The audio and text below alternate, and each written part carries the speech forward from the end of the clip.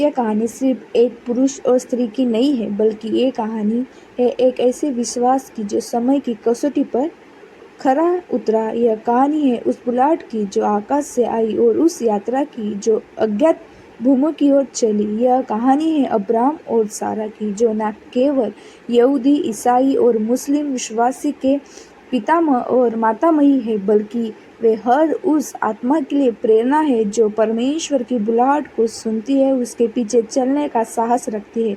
Abraham का जन्म उस नामक नगर में हुआ था जो उस समय का एक समुद्र था और उन्नत नगर था। वो मूर्ति पूजा से भरे संसार में पला बढ़ा था। उसका पिता तेरा भी मूर्तियों को पूजने थे, लेकिन अब्राहम का हृदय अलग था। वह सच्चाई की तलाश में था। वो जानता था कि कोई एक सच्चा परमेश्वर जो आकाश और पृथ्वी का सृष्टि करता है। हैरान में रहते हुए जब अब्राहम लगभग 75 वर्ष का था, तभी परमेश्वर ने उसे बुलाया। उत्पत्ति 12:1-3 में लिखा है, तब यहोवा ने अब्राहम से कहा, अपने देश और अपने कुटुंब और अपने पिता के घर से निकलकर उस देश में चला जा जिसे मैं तुझे दिखाऊंगा, और मैं तुझे एक बड़ी जाति बनाऊंगा और तुझे आशीष दूंगा और तेरा नाम महान करूंगा और तू आशीष का कारण होगा। परमेश्वर की यह वाणी एक साधारण बुलाहट नहीं थी, यह एक प्रतिज्ञा थी। वह न केवल अब्राहम से, उसके घर परिवार से अलग होने को कर रहा था, बल्कि उसे एक नई आशा, एक नई पहचान दे रहा था। अब्राहम ने उस आवाज पर विश्वास किया। उसने ना कोई नक्शा मांगा, ना कोई प्रमाण। उसने अपने परिवार, अपनी पत्नी सारा, अपने भतीजे लूत और अपने सारे सेवकों को साथ लिया और चल पड़ा उस देश की ओर जिसे वह जानता भी न था। कई लोगों ने सोचा होगा अब्राहम पागल हो गया है, अपने आरामदायक जीवन को छोड़कर वह कहाँ जा रहा है, किसने कहने पर, किसी भरोसे पर। लेकिन अब्राहम जानता था यह बुलाहट किसी मनुष्य की नहीं है, यह परमेश्वर की थी, और अगर परमेश्वर बुला रहा है तो वह मार्ग भी बनाएगा। अब्राहम की यात्रा कई दिनों तक चली। अंत वह कनान देश में पहुंचा। यह एक उपजाऊ और सुंदर भूमि थी। वहाँ रहने वाले लोग अजनबी थे, उनकी भाषा और सभ्यता अलग थी, लेकिन अब्राहम का विश्वास डगमगाया नहीं। उत्पत्ति 12:7 में कहता है, तब यहोवा ने अब्राहम के दर्शन देखकर कहा, मैं यह देश तेरे वंश को दूंगा। इस प्रतिज्ञा के बाद अब्राहम ने वही एक वेदी बनाई और यहोवा की आराधना की। यह उसकी यात्रा का पहला आत्मिक स्तंभ था। विश्वास की भूमि पर पहला वेदी कनान में अकाल पड़ा, भोजन की कमी थी। अब्राहम ने अस्थायी रूप से मिस्र जाने का निर्णय लिया। यहाँ उसकी परीक्षा शुरू होती है। उसे डर लगता है कि मिस्र में सारा की सुंदरता के कारण लोग उसे मारकर सारा को ले लेंगे। वह सारा से कहता है कि वह उसे अपने बहन बनाए। एक कमजोरी क्षण था, एक ऐसा क्षण जब विश्वास लड़खड़ाया, लेकिन फिर भी परमेश्वर अब्राहम के साथ रहा। मिस्र के राजा ने सारा को अपने भरम में ले लिया, लेकिन परमेश्वर ने राजा को सच्चाई दिखा दी। उसने अब्राहम और सारा को छुड़वाया और उन्हें सम्मान सहित मिस्र से विदा किया। यह बात है कि जब हम गलती भी करते हैं, तब भी परमेश्वर अपने प्रतिज्ञाओं के लिए सच्चा रहता है। मिस्र से लौटने के बाद अब्राहम और लूत दोनों के पास बहुत धन और पशुधन हो गया। उसके चरवाह के बीच झगड़े होने लगे। अब्राहम ने लूत से कहा, हम दोनों में झगड़ा ना हो, तू जो दिशा चुने मैं विपरीत दिशा में चला जाऊंगा। लूत ने यरदन की उपजाऊ घाटी को चुना, जो देखने में सुंदर थी, लेकिन वह सदोम और अमोरा की ओर थी, एक पापमयी नगर। अब्राहम ने कनान की भूमि चुनी। कब आकर्षण, लेकिन परमेश्वर की इच्छा के अनुसार यह एक और भी परीक्षा थी, और अब्राहम ने विश्वास से निर्णय लिया। लूत के जाने के बाद परमेश्वर ने अब्राहम से फिर बात की। अपनी आंखें उठाकर उत्तर, दक्षिण, पूर्व और पश्चिम की ओर देखा। जितनी भूमि तू देखता है, वह भी तुझको और तेरे वंश को सदा के लिए दूंगा। अब्राहम फिर से वेदी बनाता है और यहोवा की आराधना करता है। यह हमें बताता है कि हर कठिनाई के बाद, यह आज्ञाकारिता के बाद, परमेश्वर आशीष देता है। एक समय आया जब 4 राजा मिलकर 5 राजाओं से युद्ध करते हैं। लूत सदोम में रहता था और वह युद्ध के कारण बंदी बना लिया जाता है। अब्राहम इस समाचार को सुनते ही अपने प्रशिक्षित सेवकों को लेकर निकल पड़ता है। वह 318 सेवकों के साथ उन राजाओं पर हमला करता है और विजय पाता है। लूत को और उसके सारे माल असबाब को छुड़ा लाता है। यह दिखाता है कि अब्राहम केवल एक भक्ति पुरुष नहीं था, वह साहसी, न्यायप्रिय और अपने परिवार के लिए लड़ने वाला और भी वीर भी था। इस युद्ध के बाद अब्राहम को एक रहस्यमय पुरोहित मिलता है। मलकी से देख वह शालोम का राजा और परम प्रधान परमेश्वर का याजक था। उसने अब्राहम को आशीष दी और अब्राहम ने उसे अपने कमाई का दशमांश दिया। यह बाइबल में दशमांश का पहला उल्लेख है। यह दिखाता है कि अब्राहम जानता था कि उसकी विजय, उसकी समृद्धि, सब कुछ परमेश्वर की देन है। सदोम के राजा ने अब्राहम से कहा, लोग मुझे दे दो, मोल ले लो, लेकिन अब्राहम ने मना कर दिया। मैंने यहोवा की शपथ खाई है कि मैं तुझसे ना तो धागा ना जूते की फीता कुछ भी नहीं लूंगा, ताकि तू यह ना कहे कि मैंने अब्राहम को धनवान बनाया। अब्राहम जानता था कि उसकी आशीष का स्रोत केवल परमेश्वर है।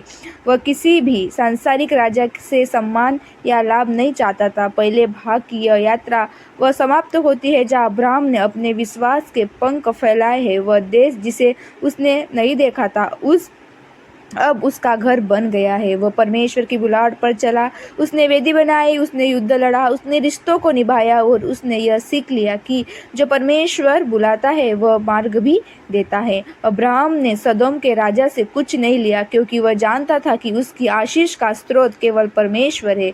यह कदम विश्वास की बुलंदी को दिखाता है। इसके बाद परमेश्वर स्वयं अब्राहम को दर्शन देता है।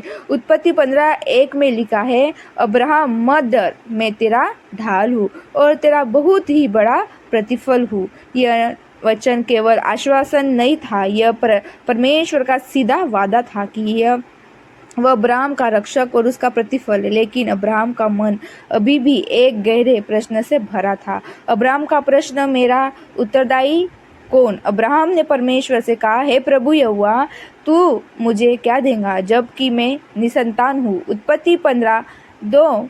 अब्राहम का दुख यही था। उसने सब कुछ छोड़ दिया, परमेश्वर के पीछे चला और जब तक कोई संतान नहीं थी उसकी चिंता स्वाभाविक थी। उसके घर का एक दास एलिएजर ही उसका वारिस बनने वाला था। परमेश्वर ने फिर प्रतिज्ञा की, यह तेरा वारिस ना होगा, बल्कि वह जो तेरे ही शरीर से उत्पन्न होगा वही तेरा वारिस होगा। फिर परमेश्वर उसे बाहर ले गया और कहा, आकाश की ओर देख और यदि तू गिन सके तो तारों को गिन, इतना ही तेरा वंश होगा। अब्राहम ने उस पर विश्वास किया और यही उसके लिए धर्म गिना गया। इस पल बाइबल में विश्वास का सबसे महत्वपूर्ण आधार बन गया। परमेश्वर ने केवल वचन नहीं दिया, उसने एक औपचारिक वाचा की स्थापना की। अब्राहम ने पशुओं की काट कर 2 हिस्सों में बांटा और उन्हें एक दूसरे के सामने रखा। यह प्राचीन रीति थी। जब 2 व्यक्ति वाचा करते थे, रात को अब्राहम को एक गहरी नींद आई और परमेश्वर ने भविष्यवाणी की, तेरे वंश परदेसी होंगे, वे 400 वर्षों तक परदेश में दास्तव भोगेंगे, लेकिन मैं उस जाति का न्याय करूंगा और वे बड़ी संपत्ति के साथ बाहर निकलेंगे। फिर परमेश्वर ने कहा, मैं यह देश नील से लेकर फरात तक तुझे और तेरे वंश को दूंगा। यह वाचा आज भी बाइबली इतिहास और यहूदी विश्वास का केंद्रीय आधार है। समय बीतता गया, तब सारे अब भी संतान से वंचित थी। वह अधीर हुई और अब्राहम से बोली, यहोवा ने मुझे संतान नहीं दी, तू मेरी दासी हागर के पास जा, शायद उसके द्वारा मुझे संतान मिले। अब्राहम ने उसकी बात मानी। हागर गर्भवती हो गई और तभी समस्या शुरू हुई। हागर ने अपनी मालकिन सारा को तुच्छ जानना शुरू किया। सारा ने उसे सताया और वो भाग गई। परंतु परमेश्वर का दया स्वरूप स्वर्गदूत हागर के पास आया और कहा, तू अपने स्वामी के पास लौट जा और उसके अधीन रहे। स्वर्गदूत ने यह भी कहा कि उसका पुत्र एक बड़ा राष्ट्र बनेगा और उसका नाम इस्माइल होगा। उसका अर्थ है परमेश्वर ने सुना। हागर ने कहा, तू परमेश्वर है जो मुझे देखता है। यह पहला स्थान था जहाँ परमेश्वर को इस प्रकार संबंधित किया गया, एल रॉय, वह जो मुझे देखता है। हागर ने इस्माइल को जन्म दिया और तब अब्राहम की आयु 86 वर्ष थी। लेकिन परमेश्वर की प्रतिज्ञा अभी पूरी नहीं हुई थी, क्योंकि वादा उस संतान के लिए था जो अब्राहम और सारा दोनों के द्वारा उत्पन्न होंगी। उत्पत्ति 17 में परमेश्वर फिर प्रकट हुआ। अब्राहम 99 वर्ष के थे। परमेश्वर ने कहा, मैं सर्वशक्तिमान परमेश्वर हूँ, मेरे सामने चल और सिद्ध बन। फिर परमेश्वर ने उसके नाम को बदला। अब्राहम उच्च पिता से अब्राहम जातियों का पिता, सारे राजकुमारी के सारा महान राजकुमारी। परमेश्वर ने कहा कि सारा एक पुत्र उत्पन्न करेंगी और उसका नाम इसहाक हसी होगा। अब्राहम ने यह सुनकर हंसी की, क्या 100 वर्ष का पुरुष संतान उत्पन्न करेगा? क्या सारा जो 90 वर्ष की थी जन सकेंगी? फिर भी उसने विश्वास किया। परमेश्वर ने कहा, मैं अपने वाचा को इसहाक से स्थिर करूंगा, जो अगले वर्ष इस समय सारा के द्वारा उत्पन्न होगा। उसी समय परमेश्वर ने अब्राहम को खतना करने की आज्ञा दी। यह वाचा की शारीरिक मोहर थी। अब्राहम ने उसी दिन स्वयं का, इस्माइल का और अपने सारे घराने का खतना किया। यह आज्ञाकारिता बिना विलंब की हुई। इससे यह सिद्ध होता है कि अब्राहम को जो कुछ परमेश्वर कहे वो तुरंत पालन करता है, चाहे वह कितना भी कठिन क्यों ना हो। उत्पत्ति 18 में अब्राहम दोपहर को अपने तंबू के द्वार पर बैठा था, तभी 3 पुरुष उसके पास आए। अब्राहम ने उन्हें तुरंत पहचान लिया। वे साधारण पुरुष नहीं थे। उनमें से एक स्वयं यहोवा था और 2 स्वर्गदूत थे। अब्राहम ने उन्हें आदर पूर्वक स्वागत किया। पानी, भोजन, विश्राम, सब कुछ यह पूर्वी अतिथि सत्कार का उदाहरण है। उनमें से एक ने कहा, अगले वर्ष इस समय तेरी पत्नी सारा एक पुत्र होगा। सारा तंबू के अंदर थी और उसने यह सुनकर हंसी की। वह सोच रही थी, क्या मैं इतनी वृद्धावस्था में फिर भी सुख पाऊंगी? यहोवा ने पूछा, सारा क्यों हंसी? क्या यहोवा के लिए कोई बात कठिन है? यह प्रश्न आज भी हर विश्वासी से पूछा जाता है। क्या यहोवा के लिए कोई बात कठिन है? इसके बाद यहोवा ने अब्राहम से कहा कि वह सदोम और अमोरा के पास पाप के कारण उन नगरों को नष्ट करने जा रहा है। अब्राहम को याद आ गया, उसका भतीजा लूत सदोम में रहता है। अब्राहम ने अद्भुत साहस और दया से प्रार्थना शुरू की, क्या तू धर्मी को अधर्मी के साथ नाश करेगा? यदि वहाँ 50 धर्मी हो तो फिर उसने संख्या घटाई, 45, 40, 30, 20 और अंत 10 धर्मी तक रह। हर बार यहोवा ने कहा, यदि वहाँ 10 धर्मी भी होंगे तो मैं नगर को नाश नहीं करूँगा। यह अब्राहम की करुणा और विश्वास का प्रमाण था। परमेश्वर का वादा था। नाम बदल दिए गए थे, खतना पूरी हो चुकी थी और आगंतुकों ने भविष्यवाणी की पुष्टि कर दी थी। फिर भी अब्राहम और सारा को प्रतिज्ञा करनी थी। यह वादे की जो असंभव लग रहा था वह ईश्वर के लिए संभव था। यह भाग विश्वास, धैर्य और परमेश्वर। बाइबल में परमेश्वर के वादे देर से पूरे हो सकते हैं, लेकिन वे कभी असफल नहीं होते। अब्राहम और सारा की कहानी इसका जीवंत उदाहरण है। यह जब हर मानवीय संभावना समाप्त हो गई थी, तब परमेश्वर ने अपने सामर्थ्य से वह किया जिसे लोग असंभव मानते थे। जब 2 स्वर्गदूत सदम पहुंचे, लूत ने उसका स्वागत किया, लेकिन उस नगर के लोगों ने उन्हें अपमानित करने का प्रयास किया।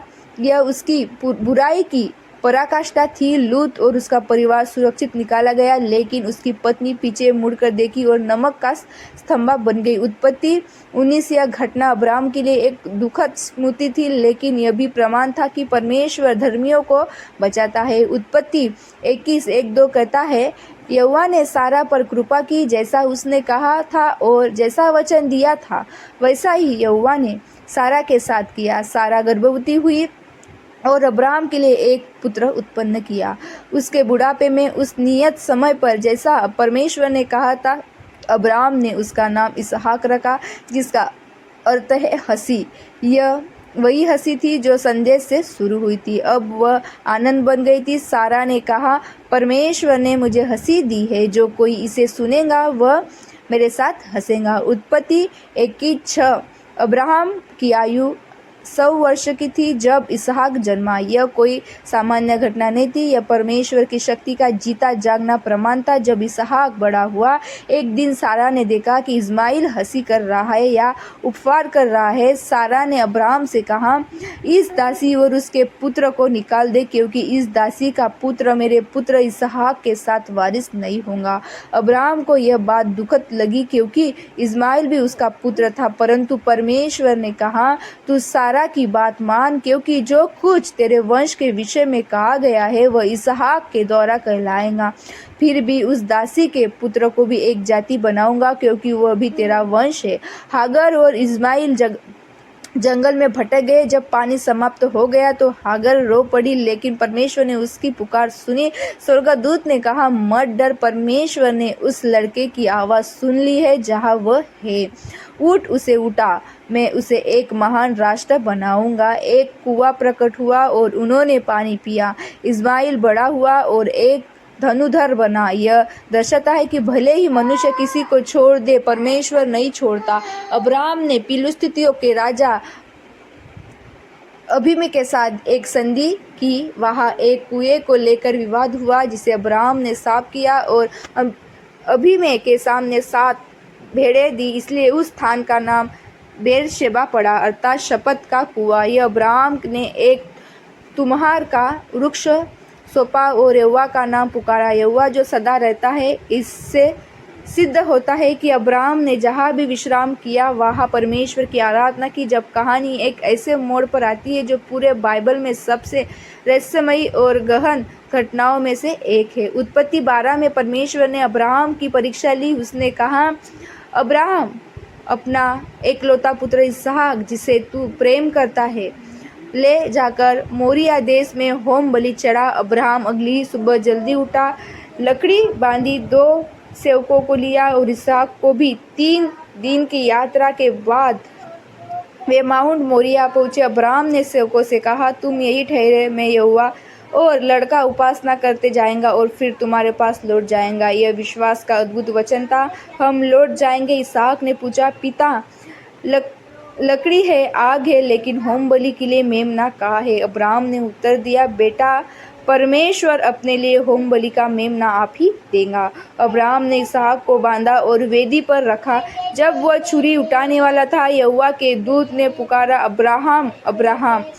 लड़के को कुछ मत कर, क्योंकि अब मैं जान गया कि तू परमेश्वर से डरता है और तूने अपने एकलौते पुत्र को भी मुझ में नहीं रोका। अब्राहम ने देखा कि एक मेंढा झाड़ी में अटका हुआ था। उसने उसे पकड़कर बलिदान किया। उसे स्थान को उसे नाम दिया यहोवा एरी, अर्थात यहोवा की व्यवस्था। इसके बाद परमेश्वर ने अब्राहम से अंतिम और पूर्ण वाचा की पुष्टि की। उत्पत्ति 22:16 से 18 में लिखा है, मैं अपनी शपथ खाकर कहता हूँ, क्योंकि तू यह काम किया और अपने एकलौते पुत्र को नहीं रोका, इसलिए मैं तुझे आशीष दूंगा और तेरे वंश का आकाश के तारों और समुद्र के किनारे की बालू के समान बहुताई दूंगा, और तेरे वंश के द्वारा पृथ्वी की सारी जातियां आशीष पाएंगी, क्योंकि तूने मेरी बात मानी। यह वादा यीशु मसीह के माध्यम से पूरा हुआ। अब्राहम के वंश से ही उद्धार करता आया।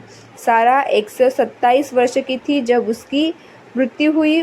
यह अब्राहम के लिए गहरे दुख का समय था। वह हित्तियों के पास गया और मकमेला की गुफा खरीदी। कनान में उसकी पहली संपत्ति। उसने कहा, मैं तुम्हारे बीच परदेसी होकर आगतुम हूँ, मुझे एक स्थान दो कि मैं अपनी पत्नी को दफन कर सकूँ। यह स्थान हब्रोन के पास था और वही अब्राहम, इसहाक, रिबका, लूत और याकूब की सम्मति का स्थान बना। इस भाग में अब्राहम और सारा की कहानी अपने चरम पर पहुंची। प्रतिज्ञा पूर्ण हुई। परमेश्वर ने असंभव को संभव किया।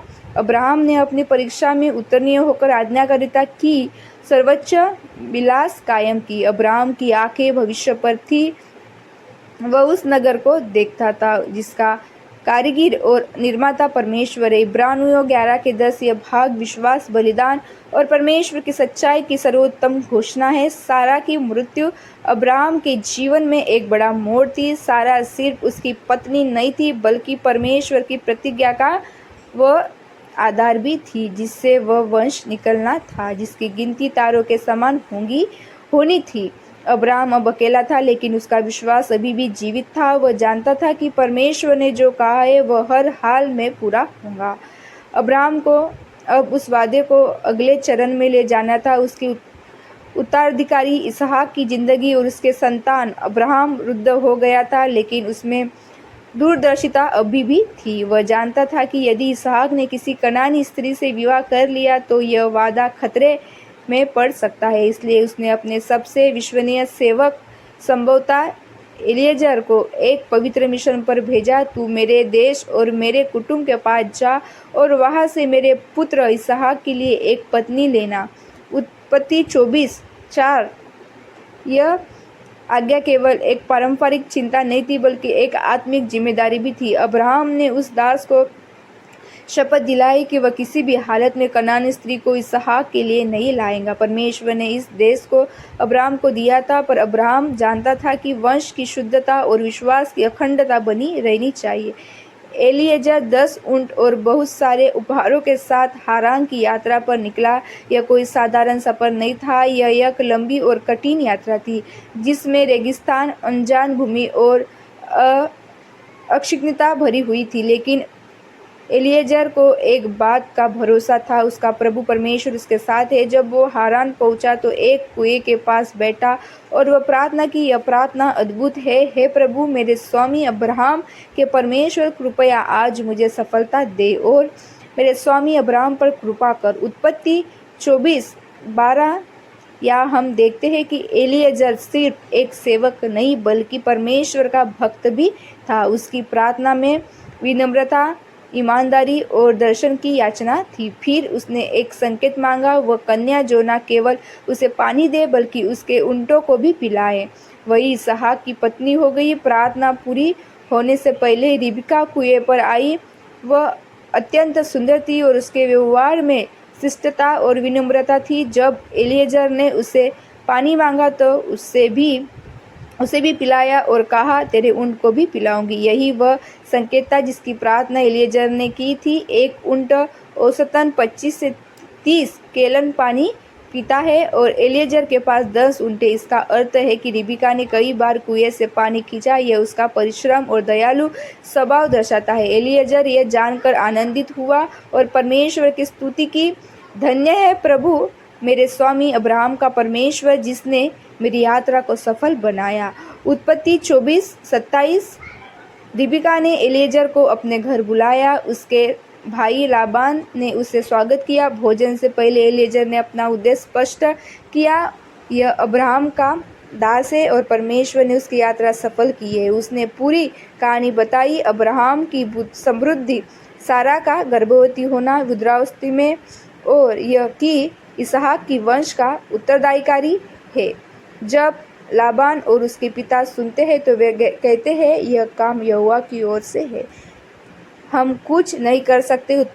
उत्पत्ति 40:50 यह परमेश्वर की योजना की सार्वभौमिक स्वीकृति थी। एलिएजर ने उपहार दिए और फिर रिबका ने पूछा गया, क्या यह इसहाक के साथ जाएंगी? उसने सरलता और साहस के साथ उत्तर दिया, मैं जाऊंगी। उत्पत्ति 24:58 यह उसके विश्वास और आत्मिक साहस का प्रतीक था। एक युवा कन्या अपने परिवार को छोड़कर एक अनजाने देश और व्यक्ति के साथ जा रही थी, लेकिन उसने परमेश्वर की योजना को स्वीकार किया। जब रिबका और उसका दल कनान पहुंचा तो इसहाक उस समय मैदान में ध्यान कर रहा था। वह ध्यान की व्यवस्था में था, अपने जीवन साथी के लिए प्रतीक्षा करते हुए। जब रिबका ने उसे देखा, उसने पूछा, वह मनुष्य कौन है जो मैदान में हमारी ओर चला आता है? उत्पत्ति 24:65 यह उसका पहला मिलन था। इसहाक ने उसे सारा के तंबू में ले जाकर पत्नी बनाया, बाइबल कहती है, और वह उसे प्रेम करने लगा। यह वाक्य गहराई से भरपूर है। प्रेम केवल शारीरिक आकर्षण नहीं था, यह आत्मिक एकता, भागीदारी और परमेश्वर की योजना की पूर्ति का एक हिस्सा था। सारा की मृत्यु के बाद अब्राहम ने केतुरा नाम की स्त्री से विवाह किया। उसके 6 पुत्र हुए, जिम्रान, योक्षान, मैदान, मिघान, यशबाक, शुई जातियां उत्पन्न हुई, जिनमें से मिघान ने आगे चलकर मूसा की पत्नी सिपोरा का वंश आया। लेकिन परमेश्वर की प्रतिज्ञा इसहाक के माध्यम से पूरी होनी थी, इसलिए अब्राहम ने सब कुछ इसहाक को दिया। उत्पत्ति 25:5 अब्राहम ने अपने अन्य पुत्रों को उपहार देकर पूर्व की ओर भेज दिया ताकि वंश की प्रतिज्ञा और उत्तराधिकारी में कोई संघर्ष ना हो। वह 175 वर्ष की आयु में वृद्ध और तृप्त जीवन जीकर शांतिपूर्वक मृत्यु को प्राप्त हुआ। उसे मकमेला की गुफा में अपनी पत्नी सारा के पास दफनाया गया। वही भूमि जो उसे वादा किया देश में मिली थी। उसकी मृत्यु पर इस्माइल और इसहाक दोनों एकत्र हुए। एक यह एकता और परमेश्वर की योजना में साम्राज्य का प्रतीक था। इस्माइल ने 12 पुत्र उत्पन्न हुए और वे एक बड़ी जाति बनी। ये दिखाता है कि परमेश्वर न्याय और करुणामय है। इसहाक और रिबका को संतान नहीं हो रही थी, पर इसहाक की प्रार्थना पर परमेश्वर ने उत्तर दिया। रिबका गर्भवती हुई और उसे बताया गया कि उसके गर्भ में 2 जातियां हैं। बड़ा छोटे की सेवा करेगा। याकूब और यीशु जन्म याकूब बाद में इज़राइल कहलाएगा। अब्राहम की मृत्यु अंत नहीं, एक शुरुआत थी। उसकी आत्मा, विश्वास और परमेश्वर की प्रतिज्ञा अब अगली पीढ़ी में आगे बढ़ती है। सबक: हमारे निर्णयों का असर आने वाली पीढ़ियों पर होता है। जब परमेश्वर कुछ कहता है वह अवश्य पूरा करता है। अब्राहम और सारा की लंबी यात्रा अब अंतिम मोड़ पर आ चुकी थी और ईश्वर की प्रतिज्ञा जो वर्षों पहले एक वचन के रूप में दी गई थी, अब जीवन के सत्य में बदलने वाली थी। यह भाग उसी पूर्णता और आशीर्वाद की गवाही है। अंत वह दिन आया जब सारा ने एक पुत्र को जन्म दिया। बाइबल कहती है, और यहोवा ने सारा पर जैसा कहा था वैसा ही किया, और जैसा वचन दिया था वैसा ही यहोवा ने सारा के लिए किया। उत्पत्ति 211। परमेश्वर ने अपने वचन को पूरा किया। सारे की खोज जो बाज गई जाती थी, अब जीवन की जननी बन गई थी। यह ईश्वरी की सामर्थ का एक अद्भुत प्रमाण था। सारा की हंसी अविश्वास की नहीं थी, बल्कि आनंद व धन्यवाद की थी। और सारा ने केवल परमेश्वर ने मुझे हंसी दी है, जो कोई इसे सुनेगा वो भी मेरे साथ हंसेगा। उत्पत्ति की में सयश टू इसहाक का नाम और उसका महत्व। अब्राहम ने अपने पुत्र का नाम इसहाक रखा, जिसका अर्थ है हंसी। यह नाम अपने आप में गवाही था उस चमत्कार की जो सारा के जीवन में हुआ। अब्राहम ने 8वें दिन इसहाक का खतना किया, जैसा परमेश्वर ने आज्ञा दी थी। यह एक नई वाचा की शुरुआत थी। त्रिबंधन और ईर्ष्या, हागर और इस्माइल की विदाई। हालांकि इसहाक का जन्म आशीर्वाद था, पर यह परिवार में संघर्ष का कारण भी बना। जब इसहाक बड़ा हो रहा था, तब एक दिन सारा ने देखा कि हागर का पुत्र इस्माइल इसहाक का उपहार कर रहा है। वह चिंतित हुए और अब्राहम से बोली, यह इस दासी और उसके बेटे के निकाल दे, क्योंकि इस दासी का पुत्र मेरे पुत्र इसहाक के साथ भाग नहीं पाएगा। उत्पत्ति 21:10। अब्राहम को ये बात बहुत बुरी लगी, क्योंकि इस्माइल भी उसका पुत्र था। लेकिन परमेश्वर ने कहा, सारा जो कुछ तुझसे कहे उसकी बात मान, क्योंकि इसहाक ही तेरा वंश कहलाएगा। उत्पत्ति 21:12। परमेश्वर ने यह भी वादा किया कि इस्माइल से भी एक बड़ी जाति उत्पन्न होगी, क्योंकि यह भी अब्राहम का वंशज था। फोर विश्वास का अग्नि परीक्षा। इसहाक की बलि की मांग। जब कहानी उस स्थान पर पहुंचती है जहां अब्राहम का विश्वास अंतिम परीक्षा से गुजरता है, कुछ समय बाद परमेश्वर ने अब्राहम की परीक्षा ली। उसने अब्राहम से कहा, अब्राहम, और उसने उत्तर दिया, मैं यहाँ हूँ।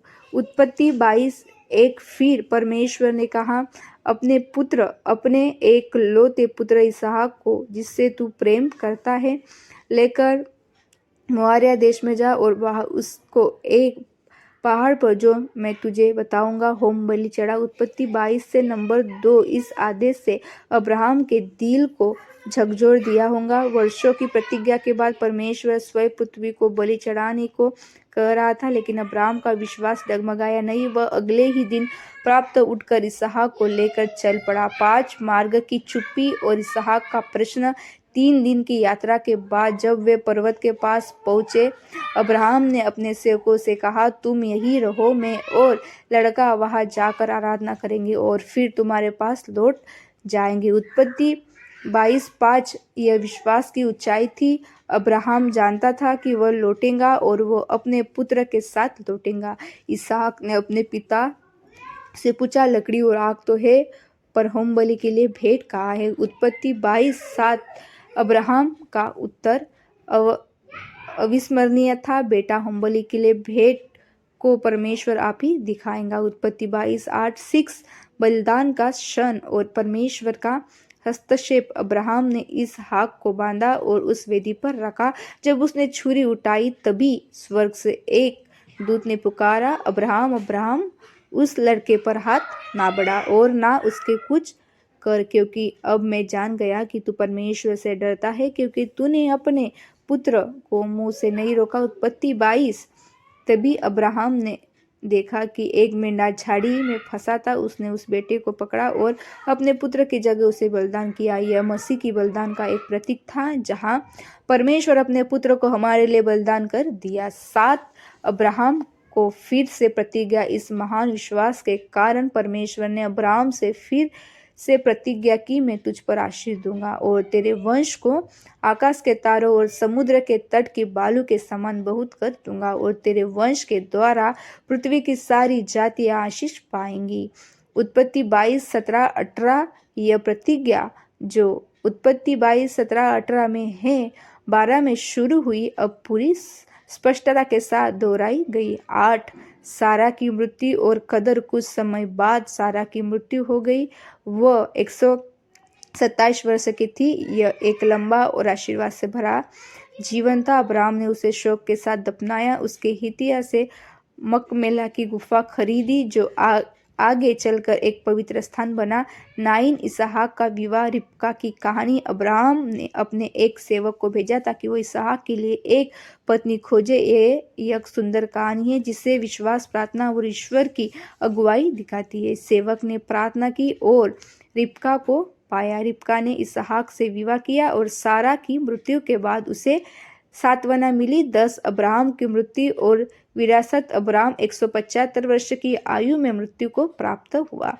उस सारा के पास ही दफनाया गया। अब्राहम की मृत्यु शांति से हुई और वो अपने पुरखाओं से जा मिला।